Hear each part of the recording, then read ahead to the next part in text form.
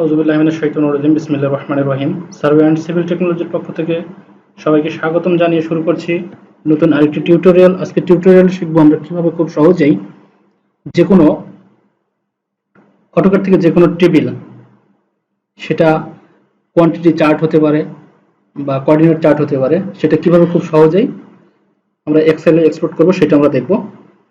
তো আমি আগে থেকে দেখুন একটি ড্রয়িং এখান থেকে ওপেন করে রেখেছি এবং এই ড্রয়িংয়ে আপনারা দেখতে পাচ্ছেন এখানে আইটেম নেম এবং এরিয়া স্কোয়ার মিটারে দেওয়া আছে। Wearing course, binder course, demonstrate purpose আমি আপনাদের এটা দেখাচ্ছি। তো আপনারা এটা আপনাদের নিজের ড্রয়িংয়ে ট্রাই করে দেখবেন।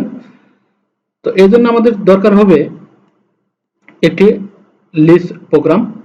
তো আমরা আপলোড করছি লিস্প প্রোগ্রামটি, কিবোর্ডে লিখছি এপি, দেন ইন্টারপ্রেস করছি। ইন্টারপ্রেস করার সঙ্গে সঙ্গে আমরা লিস্প ফাইলের লোকেশনটা দেখতে পাচ্ছি এখানে। তো আমরা এখানে টিই এক্সপোর্ট নামের এই লিস্টটি লোড করে নিচ্ছি। লোড করে নেওয়ার পর আমরা ক্লোজ করে দিচ্ছি।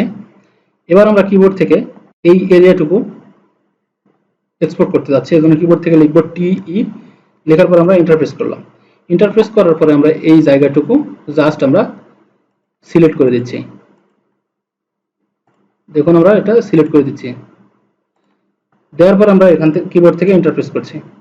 ইন্টারপ্রেস করার সঙ্গে সঙ্গে দেখুন এখানে একটি এক্সেল শিট ওপেন হয়ে গেছে এবং এক্সেল শিট ওপেন হওয়ার পরে আপনারা দেখতে পাচ্ছেন খুব সুন্দর মতো এখানে আপনাদের অটোক্যাড ড্রয়িং দেখুন। অটোক্যাড ড্রয়িং এ যেভাবে আমাদের এরিয়াটি আছে ঠিক সেভাবে আমাদের কিন্তু এখানে শো করছে,